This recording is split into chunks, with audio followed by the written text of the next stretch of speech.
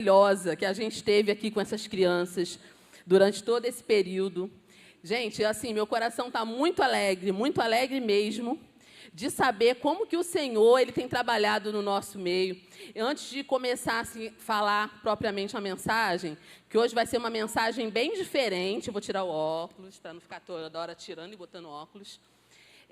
Vai ser uma mensagem diferente, porque o meu público hoje é especial. Concordam, pais?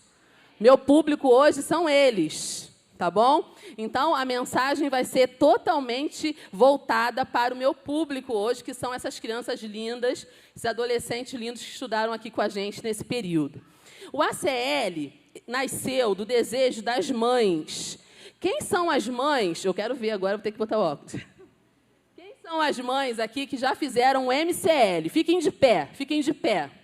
Todas as mães que já fizeram o MCL. Olha só, são bastante mães que já fizeram o MCL. Olha só, crianças, dá um tchauzinho aí para o pai e a mãe de vocês aí que está aí, ó. Quem fez homem ao máximo aqui? Quem é homem aqui que fez homem ao máximo? Ah lá, ó, tem também, ó, tem um monte aí também. Então, o que os pais disseram? Olha só, as mulheres têm um MCL, os pais têm um homem ao máximo e as crianças também querem ter algum curso, elas querem fazer alguma coisa. No segundo ano aqui do MCL, as mães já tinham me pedido, muito tempo que elas vêm me pedindo, tem que fazer uma coisa para as crianças. A que mais me perturbou aqui no bom sentido foi a Cida. Cadê a Cida? Olha lá, ó. A que mais falou, tem que fazer, pastora, tem que fazer para as crianças também, as crianças precisam. E, olha, isso ficou no meu coração, vamos fazer sim. E aí, gente, as mães queriam proporcionar essa coisa boa que é a leitura para os seus filhos também. Então, eu pensei em trazer, né, esse projeto também para as crianças, para os adolescentes, mas fazer com livros seculares, porque o MCL Homem ao Máximo são livros cristãos, né? Cristãos mesmo. E eu queria fazer livros seculares, mas com valores. Por quê? Porque é importante a criança aprender a questão da leitura, ler junto é muito bom, mas eles precisam de valores. Então, nem todo livro é bom. Eu, como especialista em literatura infantil e juvenil, eu sei muito bem disso. Né? Não é o primeiro livro que você acha lá, que alguém está dizendo que é legal, que você tem que comprar para o seu filho, tem que ter um critério. E a gente pensou em apresentar para as crianças, como primeira sugestão, as Crônicas de Nárnia. Eu falei com o pastor Jorge, conversei com o pastor Jorge, porque a gente não faz nada aqui sem permissão. Falei, pastor, a gente está querendo fazer, as mães estão querendo fazer há muito tempo. Ele falou, não, pode fazer, eu conheço o livro, você pode fazer. Inclusive, na reunião que eu fiz com as mães, o pastor Jorge estava presente. Quem eram as mães que estavam aí? Levanta a mão na reunião. O pastor Jorge estava presente nessa reunião, ele teve uma palavra também ali. E aí eu falei com os pais, olha, a gente vai trazer um livro, é um livro secular, mas o livro tem um valor, né, um valor para as crianças. Por quê? No livro eu expliquei assim, estou explicando para os pais, porque tem muitos pais aqui que os filhos não estão estudando. E a gente queria que vocês fizessem parte disso também, por isso que eu estou explicando aqui. Tá? Nas Crônicas de Nárnia aparecem elementos fantásticos e mitológicos. Por quê? Porque o C.S. Lewis era um professor de literatura em Oxford. Ele dava aula de literatura. Então, quando ele escreve, ele traz todos esses elementos da literatura. Centauros, faunos, animais falantes, os humanos. Mas quem se sobressai nessa leitura é Aslan, que é o leão.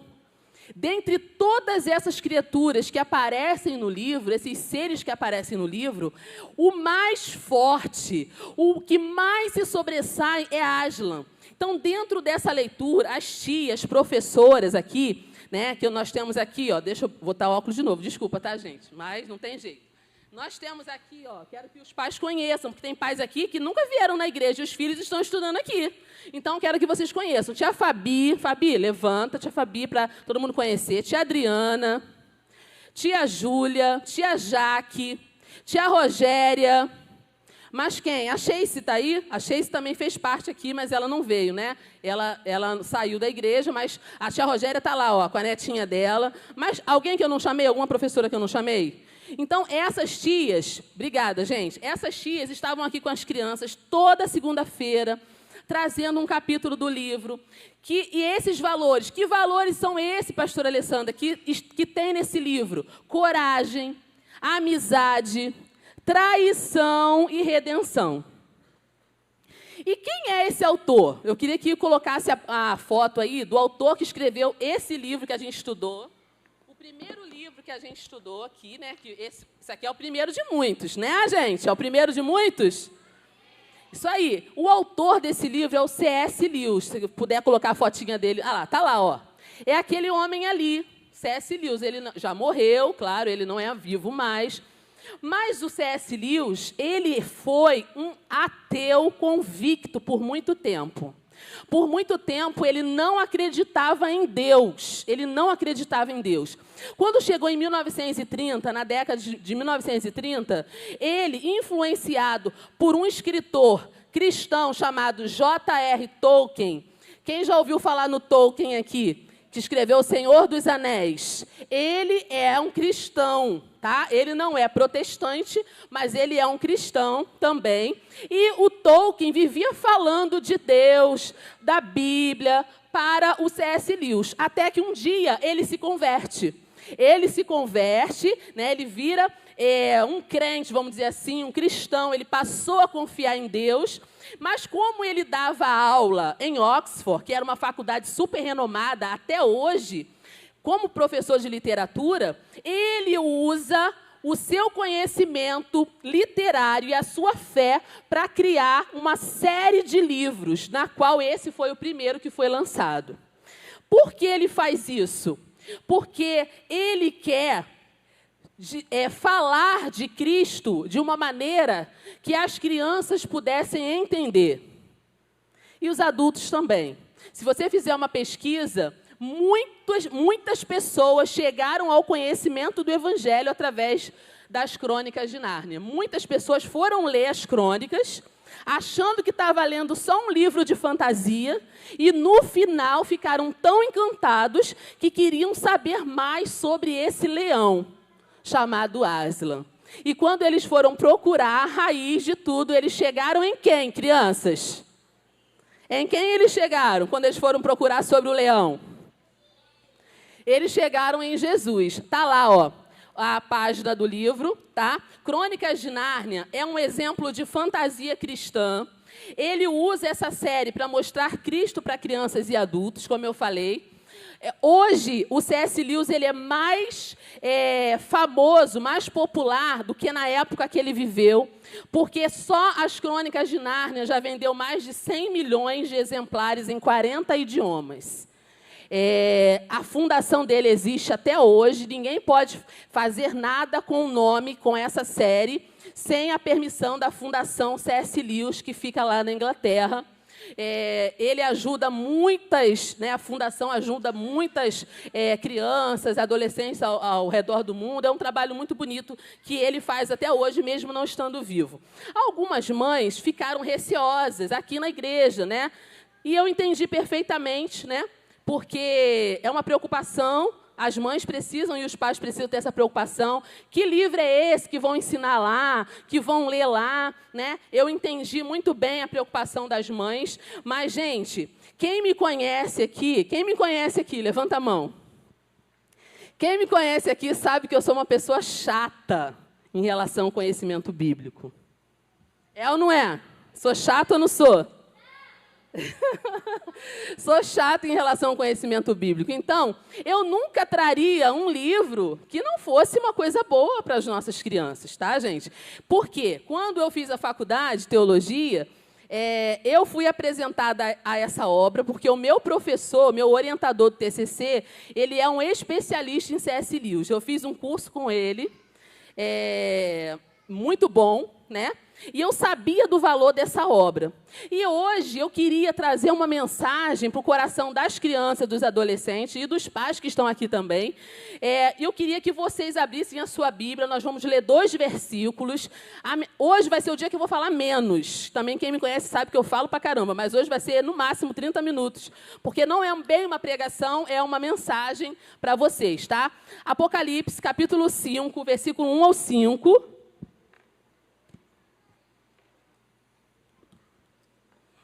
Vamos ler? Diz assim: no lado direito de quem estava sentado no trono, vi um livro escrito por dentro e por fora, bem selado com 7 selos. Vi também um anjo forte, clamando em alta voz: quem é digno de abrir o livro e de romper os 7 selos, ou seus selos? Mas no céu não havia ninguém, nem na terra, nem debaixo da terra, que pudesse abrir o livro ou olhar para ele.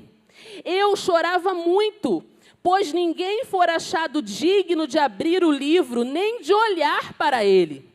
Então um dos anciãos me disse: não chores, pois o leão da tribo de Judá, a raiz de Davi, venceu para abrir o livro e romper os 7 selos. Vamos ler também Apocalipse 1, aí mesmo, Apocalipse 1, versículo 7. Diz assim, ó: ele vem com as nuvens, e todo olho verá, até mesmo aqueles que o transpassaram, e todas as tribos da terra se lamentarão por causa dele. Sim, amém. Esse texto de Apocalipse, eu não vou entrar na parte escatológica dele, claro que não, mas deixa eu explicar os versículos que a gente leu. O que a gente lê aqui? Que João está no céu, o Espírito Santo de Deus levou João ao céu e ele tem uma grande visão. Nessa visão, ele vê um grande livro. Na época, os livros não eram como a gente tem assim, né? Com páginas, com capa, assim, com páginas para a gente passar. Antigamente, os livros eram pergaminhos, eram escritos em pergaminhos, em pedaços de papiro ou peles de animais bem fininhas, em que a pessoa, né, o escriba, escrevia ali. E essa Bíblia, né, vamos dizer, esse livro, esse pergaminho, às vezes tinha até 10 metros de comprimento. Eles iam escrevendo, e no final ficava aquele papel enorme, né, aquele papiro enorme, e eles enrolavam, né? Eles enrolavam, e eles colocavam, quando o documento era muito importante, eles colocavam um selo. Mas não é selo igual a gente tem hoje, que é de papelzinho que a gente cola. O selo era de argila ou de cera. Quente, se colocava ali, vinha assim um anel, né? Alguém já viu isso em filme? Vinha assim um anel, colocava assim, né, a marca da pessoa que estava escrevendo aquilo ali, e ficava, ninguém podia abrir. Quando João teve essa visão, ele vê no céu um grande livro, né? E não tinha um selo só, não, ele tinha 7 selos. Por que tinha 7 selos? Porque fala da importância do seu conteúdo, ele era bem lacrado. E João, quando vê aquela cena, ele começa a chorar, porque ninguém podia abrir o livro. Não foi achado nem na terra, nem no céu, nem debaixo do céu, nem no mar, nem em lugar algum, uma pessoa que pudesse abrir aquele livro. Você sabe que livro é esse? Você já teve curiosidade de saber? Que livro é esse que nenhum ser humano, no céu ou na terra, podia abrir? Esse livro é o livro da história. É o livro da história do mundo. O livro da história do mundo está nas mãos de Deus. E só a única pessoa que poderia abrir esse livro, conforme diz em Apocalipse, João estava chorando porque ninguém conseguia abrir, ele queria saber o que estava escrito no livro. Alguém falou para ele, um anjo muito forte falou, não chora, porque tem aqui alguém que pode abrir esse livro e desatar os seus selos. É o leão da tribo de Judá. Ele pode abrir o livro e desatar os seus selos. E por que ele é digno? Aí não é o filme do Thor, não, né? O Thor fala, né? Ninguém é digno, ninguém pode pegar, né? Naquele martelo dele, né? Quem já viu o filme do Thor aí? Quem já viu? Mas aqui existe uma pessoa digna, que é Jesus. E por que Jesus é digno? Porque Jesus viveu uma vida perfeita de obediência a Deus. Porque Jesus morreu na cruz pelos pecados do mundo e ele ressuscitou. para mostrar o seu poder e a sua autoridade sobre o mal e a morte. Somente Cristo pode derrotar o pecado, a morte, o inferno e o próprio Satanás. Portanto, só ele pode ser confiado o futuro do mundo. É por isso que só ele conseguiu abrir esse livro. Mas deixa eu continuar aqui falando sobre as crônicas de Nárnia que a gente estudou. Eu parei aqui, deixa eu continuar aqui. Quando a personagem Lúcia entra no guarda-roupa, o guarda-roupa nas crônicas de Nárnia é um portal, tá? Quando ela sai, pode botar a foto aí, a próxima foto, olha lá, ó. Quem lembra dessa cena aí é de um livro, né? Tem várias versões do livro, várias figuras, e tem o filme que a gente viu aqui também no último dia de aula, as crianças assistiram o filme. Quando a Lúcia entra no guarda-roupa e ela sai no outro mundo, como que está o clima lá no outro mundo, crianças? Frio ou quente? Frio, muito frio. A ponto de ela ter que... Olha lá, ó, tá vendo que está frio, bastante frio, tá vendo? Olha lá, o Fauno está lá conversando com ela. Tem gelo, as árvores estão todas congeladas, o chão está congelado, está muito frio ali. E aí, quando a gente traz isso para uma metáfora, porque está tão frio ali quando ela sai, a gente pode trazer isso para a Bíblia. A palavra de Deus diz assim: e por aumentar a iniquidade, o amor de muitos, o quê? Esfriará. Então, em Nárnia está frio porque a iniquidade aumentou. As pessoas estavam sob domínio do mal. A Bíblia fala que, por aumentar a iniquidade, o amor de muitos esfriará. Então, quando a Lúcia sai ali em Nárnia, está tudo frio. Mas existem algumas partes do livro, quem leu o livro aqui, todo mundo aqui que leu, os pais estão conhecendo agora, quem não leu. Existe, mesmo em Nárnia, onde está tudo frio, existem alguns lugares que são quentes. Pode colocar outra foto aí? Onde é isso aí, crianças? Na casa dos castores. Está dando para ver que está aconchegante essa casa? Está dando para sentir como é que está aconchegante essa casa lá? Ó, tem os gravetos lá, tem a luz, eles estão comendo. A cor tá fosca, né? Está meio marrom. Isso quer dizer que está ali, tem uma fogueira acesa, tem luz. Então, está quentinho dentro da casa dos castores. Um outro lugar também que é bem quentinho, que a Lúcia chegou, foi o primeiro lugar que a Lúcia visitou quando chegou em Nárnia. Foi aonde, crianças? Na casa do... Bota aí a outra foto. Eu acho que é a primeira que eu já aproveitei. Eu acho que é a outra que eu já aproveitei. Ela chega na... Eu não sei se eu coloquei essa foto, mas vê aí. Ela chega na casa do... Tôminos, gente, o nome dele? Túminos, né? Ela chega na casa do Túminos e lá tem uma fogueira. Ele oferece o que para ela, bebê? Chá quente, estava muito frio, não é isso? Então, mesmo na friagem de Nárnia, existem alguns lugares que são quentes. Isso quer dizer o quê? Trazendo para a nossa realidade bíblica, isso quer dizer o quê? Que mesmo onde a friagem está, onde existem pessoas que aguardam Aslan, é quente. Os castores estão ali, ó, no quentinho, mesmo na friagem. O Túminos, que é o fauno que conversou com a Lúcia, a casa dele também é bem quentinha, não é? Isso quer dizer que mesmo a gente estando aqui no mundo, onde a maldade está tão grande, nós não somos contaminados pela maldade. Nós não sentimos frio, porque o Senhor aquece os nossos corações. É ou não é, crianças? E quem se aproveita desse cenário frio? Quem se aproveita desse cenário frio? A Bíblia fala que a iniquidade aumentou, a frieza nos corações aumentou. Nessa oportunidade, existe um personagem no livro que se aproveita disso, dessa friagem. Quem foi? Pode colocar aí a foto? Quem é?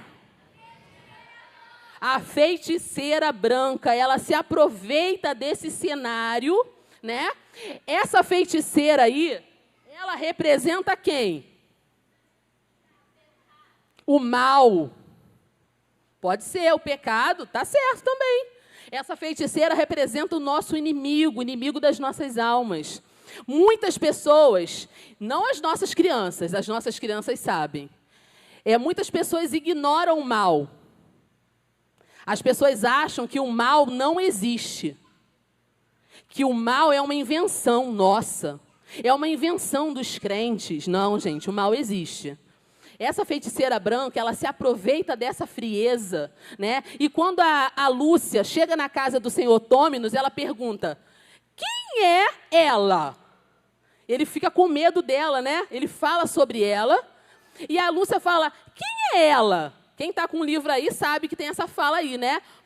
Ora, olha o que ele responde. Ela que tem Nárnia sob o seu domínio. Você não sabe? Ela tem Nárnia sob o seu domínio. É ela que faz ser sempre inverno. Por isso que ela é chamada de feiticeira branca, por causa do frio congelado que ela provoca no lugar, por causa do mal. O mal, ele provoca frieza no nosso coração. A gente tem visto muito isso, né? Quando a gente liga a televisão, a gente vê tanta coisa ruim, né? Tanta notícia ruim. Por quê? Porque o mal, ele está esfriando o coração das pessoas. Está tirando o amor dos pais pelos filhos. Está tirando o amor dos filhos pelos pais. Está acontecendo muita coisa por causa do mal. Essa feiticeira branca, o senhor Tommy nos fala assim, olha, eu teria que sequestrar você, Lúcia. Vocês lembram dessa parte que ele fala?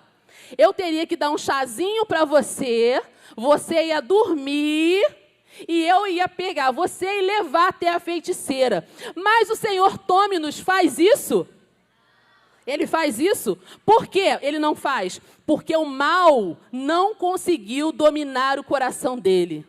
Quando ele olha para Lúcia, ele vê uma filha de Eva, né? Assim que eles falam, né? Filho de Adão e filho de Eva. E ele não se deixou dominar pela frieza dessa feiticeira branca, mesmo ela sendo muito forte, muito má, ele não se deixou, e ele pega e fala assim, ó, eu vou te levar de volta, vem, vamos rápido pela floresta, eu vou te levar de volta, você vai voltar para o guarda-roupa e vai sair lá no seu mundo de volta, ela não vai te pegar de novo. Ele tentou salvar a Lúcia. Então, a gente aprende aqui que a gente não deve ser dominado pelo mal. O Anthony falou muito isso aqui, né? Quando ele contou o testemunho dele aqui, o Anthony falou sobre isso. Ele falou que mesmo que as pessoas façam mal para a gente não pode revidar o mal que fazem para a gente. Senão, a gente vai estar fazendo a mesma coisa, a gente vai estar no mesmo nível que essas pessoas. Né? O Anthony deu esse testemunho aqui. Mas a feiticeira, que é muito má, consegue enganar um dos irmãos. Quem foi que a feiticeira conseguiu enganar, crianças? Ó, eles já até sabem, elas sabem, né? Edmundo foi enganado. Pode colocar outra foto? Olha lá, ó. Olha só, gente. O mal sentou do lado do Edmundo, ele estava com frio, falou, vem cá, senta aqui do meu lado, tá frio, não tá? Eu vou colocar o meu manto em cima de você, você vai ficar todo quentinho. O Edmundo, quando ele olhou para a feiticeira, ele sabia que ela era má. Tem uma parte do livro, eu não anotei a parte, mas eu escrevi aqui, que está escrito assim, Edmundo teve a certeza de que ela iria fazer algo pavoroso, mas ele não conseguiu se mexer. Então, quando ele estava dando tudo por perdido, ela pareceu mudar de ideia. Então, ela fala assim para o Edmundo, nessa fala aí mesmo, nesse pedacinho, ela fala assim, ó, minha pobre criança. Ela falou isso com uma voz totalmente diferente. Como você parece gelado. Vem sentar-se comigo aqui no trenó. Eu vou pôr o meu manto em volta de você. Vamos conversar? O que você lembra quando você escuta essa feiticeira falando? Pode falar, gente. Eu sei que vocês sabem. Vocês leram o livro de trás para frente e de frente para trás. Pode falar. Gente, não foi essa conversinha que o diabo teve lá no Jardim do Éden? Não foi? Através da cobra? Não foi? se travestiu numa serpente e foi conversar com Eva, a mesma vozinha mansa, ela é boazinha?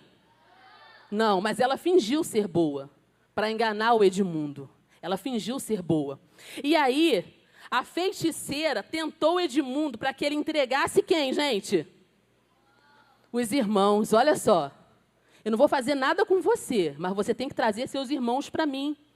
Gente, eu não sei as crianças, porque eu não participei de todas as aulas. Algumas aulas só que eu vim estar com vocês aqui, as tias que deram aula. Eu não sei vocês, mas que raiva que eu senti desse Edmundo. Eu não sei vocês, se vocês tiveram a mesma reação que eu. Mas que ódio que eu senti. Jesus me perdoa, mas quando eu li essa parte, eu fiquei com tanta raiva desse Edmundo, porque ele traiu seus irmãos. Ele traiu seus irmãos. Eu fiquei com muita raiva. Até eu entender que o Edmundo sou eu. Até eu entender que Edmundo somos nós. Porque quem aqui nunca errou? Quem aqui nunca pecou? Quem aqui nunca falhou? Quem aqui nunca falou algo que não deveria ter falado? Quem aqui não sabe que tinha que ter feito alguma coisa e não fez? Olha só, ninguém se apresentou, hein? Então eu fiquei com raiva do Edmundo, porque o Edmundo sou eu. Sou eu. O Edmundo, ele foi levado pela voz da feiticeira. Todos nós pecamos, nós fazemos coisas que desagradam a Deus. Nós somos egoístas como ele. Nós somos gulosos como ele. O que ele comeu sem parar da feiticeira, gente? Ela preparou um manjar para ele, que ele ficou comendo aquele manjar o tempo todo. E queria mais, e queria mais, e queria mais. Porque o mal é assim, ele nos conquista e ele quer que a gente fique entregue, rendido. E o Edmundo, ele traiu seus irmãos, mas algo aconteceu. O Aslan tomou o lugar do Edmundo. Quem lembra dessa parte? Que é a parte mais triste da história. Né? É a parte mais triste da história. Ninguém é bonzinho. Quem aqui é bonzinho? Ninguém é bonzinho. Ninguém merece. Mas Cristo tomou o nosso lugar. Ele morreu em uma cruz que deveria ser nossa. Romanos 3, 10 ao 12 diz assim, como está escrito, não há nenhum justo, nenhum sequer, não há quem entenda, não há quem busque a Deus. Todos se extraviaram, se fizeram inúteis, não há quem faça o bem, não há um sequer. Deus procurou uma pessoa boa, uma pessoa justa no mundo. Ele olhou, ele procurou e ele não achou ninguém. Então, a raiva que eu senti do Edmundo, quando eu descobri que o Edmundo sou eu. Porque quando ele traiu seus irmãos, ele se tornou um pecador, um grande pecador. Mas a Bíblia fala que Deus prova o seu amor para conosco, em que Cristo morreu por nós, sendo nós ainda pecadores. E se agora fomos perdoados e salvos, nós precisamos também ter o coração aberto, a fé e confiar no Senhor e aguardar a sua vinda e trabalhar pelo seu reino até que Ele volte. Lembra o versículo que a gente leu? Apocalipse 1, versículo 5, que fala que quando Jesus voltar, todo olho verá, todo mundo verá. Ele vai voltar. Nárnia estava entregue à feiticeira. Jesus disse que o mundo jaz no maligno. Quem fez a terra? Quem fez o planeta? Quem fez tudo? Foi Deus. Mas Jesus disse que por um espaço de tempo o mundo está entregue ao maligno. O mundo jaz no maligno. Mas vai chegar uma hora que Aslan vai aparecer. E essa era a esperança de todas as pessoas de bom coração de Nárnia. Os castores esperavam por Aslan né? Os irmãos esperavam por Aslan. Vários personagens, o Tôminos esperava por Aslan. Várias tribos ali em Nárnia esperavam por Aslan. Porque eles sabiam que quando Aslan voltasse, ele ia consertar tudo. Isso me lembra a Lúcia. Bota aí a foto, a próxima foto. Isso me lembra a Lúcia. Lúcia, ela foi a primeira a entrar aonde, gente? Em Nárnia. Lúcia foi a primeira. Por que Lúcia foi a primeira? Enquanto outras pessoas duvidaram, né, os irmãos duvidaram quando ela falou que encontrou um reino diferente, um reino maravilhoso, algo que ela nunca tinha visto. Os irmãos acreditaram nela? Ninguém acreditou nela. Mas ela foi a primeira a entrar nesse reino. Ela acreditou. Ela viu e viveu. Então a Lúcia, ela tinha uma certeza dentro do coração dela. As crianças vão lembrar muito bem disso. Aslan vai dar um jeito. Vamos falar isso? Aslan vai dar um jeito. Mas eu não estou falando do leão daqui. Eu estou falando do leão daqui, ó. Esse leão daqui vai dar um jeito. Você crê nisso? Ele vai dar um jeito. A Lúcia, mesmo quando estava tudo dando errado, ela confiava que Aslan ia cuidar de tudo. E eu te pergunto hoje, para as crianças, para os adolescentes, para os pais que estão aqui, quando as coisas ficam difíceis para você, você confia em que Jesus vai cuidar de tudo? Quando está dando tudo errado, você confia que Jesus vai cuidar de tudo? Quando os seus planos falham, você confia que Jesus vai cuidar de tudo? Aslan tinha um relacionamento muito íntimo com a Lúcia, mais do que qualquer um dos seus irmãos. E eu pergunto, outra pergunta, retórica. Se você não quiser me responder, não precisa. Deus fala mais com algumas pessoas e não com outras?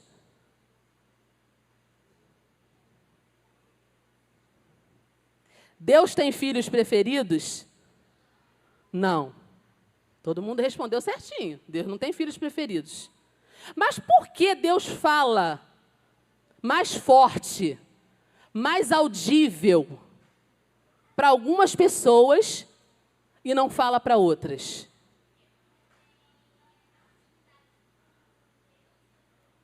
Olha o que a Esté disse, gente. Olha o que a Esté falou. Algumas pessoas buscam uma intimidade com Deus e outras não buscam. Como que Deus vai falar uma coisa particular para mim se eu não sou íntima dele? Você fala coisas particulares suas para qualquer pessoa? Você não fala. Por que Deus faria isso? Então, dos irmãos, a Lúcia era a que tinha maior intimidade com o leão, com Aslan.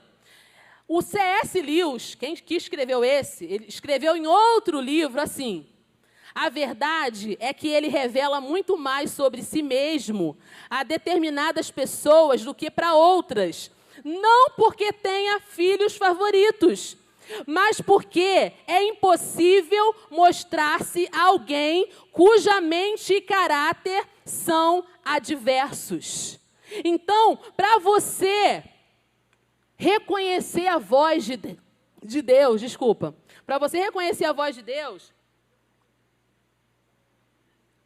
para você entender o que Ele está fazendo, você precisa ter um coração aberto como a Lúcia tinha. A mesma confiança que a Lúcia tinha. Podia estar dando tudo errado, podia estar desmoronando tudo. O que a Lúcia falava? Aslan vai dar um jeito. Ele vai resolver as coisas. Ele vai chegar aqui e ele vai colocar todas as coisas no seu devido lugar. Irmãos, nós precisamos ter a fé da Lúcia. Nós precisamos reconhecer que Deus não perde o controle sobre a nossa vida. Nunca. Você acha que perdeu o controle sobre a sua vida, mas Deus não perdeu o controle sobre a sua vida. Quando Ele quer, Ele faz assim, ó, e tudo volta para o seu devido lugar. Isso é para quem crê. É por isso que a Lúcia era mais íntima. É por isso que o leão se revelava primeiro para ela. Porque ela confiava, ela tinha um coração amadurecido para isso, ela tinha fé para isso. E Mateus 18:3 diz assim, ó, em verdade vos digo, que se você não se converter e não fizer como uma criança, de modo algum, você vai entrar no reino dos céus. Quem falou isso não fui eu, foi Jesus. Até os adultos que estão aqui hoje, prestigiando os nossos formandos, essa mensagem é para você também. Se você não tiver um coração de uma criança, você não vai poder entrar no reino dos céus. Porque como que é o coração de uma criança? A Rogéria estava comentando comigo agora, quando a gente chegou. A criança, ela fica feliz com coisas pequenas. Ela se alegra. A mãe compra um sorvete para ela de R$3, ela fica feliz. A mãe compra um biscoito recheado que ela ama, ela já fica feliz.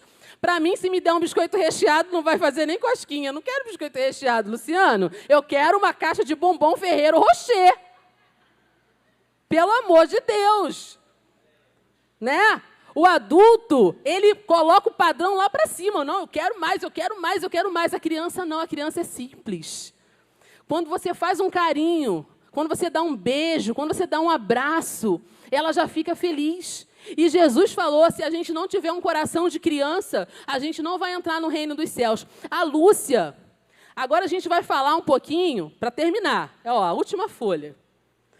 A gente vai falar um pouquinho sobre os irmãos. Coloca a foto aí, os 4 irmãos. Olha lá, ó. Está aparecendo os 4 aí? A Lúcia não está ali, né? Cortou a Lúcia. Mas vocês sabem que a Lúcia está ali também. Tá? São 4 irmãos. Pedro. Mas quem, gente? Suzana. Edmundo. E a Lúcia. São 4 irmãos. Vamos fazer uma análise. Vamos fazer uma análise dos 4 irmãos. Lúcia. Minha predileta é a Lúcia. Quem prefere a Lúcia aí? Levanta a mão. A minha predileta. Lúcia, ela tinha muita fé. Ela era muito confiante. Ela era muito esperançosa e era muito alegre. Sempre, né? Mas ela tinha uma falha.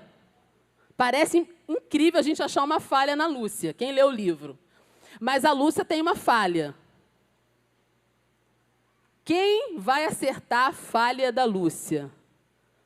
Qual é a falha da Lúcia? Ela parece perfeita, mas ela tem uma falha.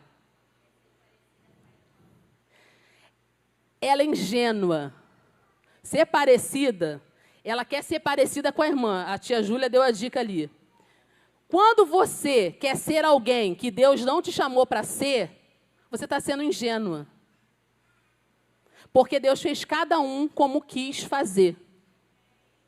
A Lúcia, ela acreditava muito nas coisas, ela era ingênua. A Bíblia fala que a gente tem que ser manso como as pombas, não é isso? Simples como as pombas e prudentes como as serpentes. A Lúcia acreditava em tudo, ela era muito ingênua. E a gente não pode ser ingênuo, a gente tem que entender que existe o mal também, tá? Vamos para... Deixa eu ver quem eu botei aqui. Suzana. Como que era a Suzana? A Suzana é aquela ali com arco e flecha. Ela era realista, muito habilidosa com o arco e a flecha, né? Mas ela tem um monte de falha. Agora vocês vão... todo mundo já sabe as falhas da Suzana, né? É bem evidente. Quais são as falhas da Suzana? Fala aí, crianças, vocês leram o livro. Quais são as falhas da Suzana? Ela reclamava muitas coisas? Quem lê o livro sabe. Ela era muito crítica, né? Ela era insegura também. E ela hesitava, ela tinha medo. Pedro, o mais alto ali, ó, o Pedro. O Pedro é o irmão mais novo ou o irmão mais velho? Ele é um líder nato, ele é muito habilidoso. com a espada, né? Ele tem uma atitude protetora com os irmãos. O filme começa na guerra, né? E ele mandando os irmãos se esconderem, né? Que estava caindo bombas lá, né? E ele começa, no filme começa assim, né? Eles se escondem, estão fugindo da guerra, e o Pedro está sempre defendendo os irmãos, sempre ajudando os irmãos, protegendo. Mas o Pedro também tem falha. Qual é a falha do Pedro? Muito mandão, olha só, muito mandão, né? O Pedro precisava aprender a ser mais diplomático, né? Ele não queria esperar nada, ele queria fazer as coisas rápido, no automático, e a gente não pode ser assim. E nós temos o Edmundo, né? Para acabar de completar ali, o Edmundo, qualidade poucas qualidades do Edmundo. A gente só lembra do Edmundo no erro que ele cometeu, né? Que foi trair os irmãos. Ele cometeu muitos erros graves. Gente, mas o Edmundo, ele se redimiu? Ele se redimiu na história? Ele melhorou na história? Ele amadureceu na história? Ele se arrependeu na história? Muito bem. Então, o Edmundo, ele cometeu muitos erros, mas ele se tornou um herói leal e muito estratégico. Mas qual é a grande mensagem desse livro que a gente leu, que as crianças aqui da igreja do ACL leu? Qual é a grande mensagem desse livro aqui, As Crônicas de Nárnia? A esperança. A grande mensagem desse livro é a esperança. Não tem nada perdido. Tem esperança, contanto que a gente tenha coragem para lutar. Se a gente tiver coragem para lutar, o Senhor Jesus está conosco em cada batalha que a gente travar. Cada batalha que eles travaram. Quem apareceu lá na guerra para ajudar esses 4 irmãos? Quem apareceu? Aslan. Ele sempre aparece. Irmãos, Jesus nunca vai te deixar sozinho. Ele sempre vai aparecer nos momentos mais escuros da sua vida. E eu quero fechar essa mensagem aqui, né, que foi curta, né, dizendo o seguinte, assim como o John Wesley falou, e eu gosto muito dessa frase, o mais importante é que Deus está conosco. Essa é a coisa mais importante. De tudo que acontecer na nossa vida, o mais importante é que Deus está conosco. Então,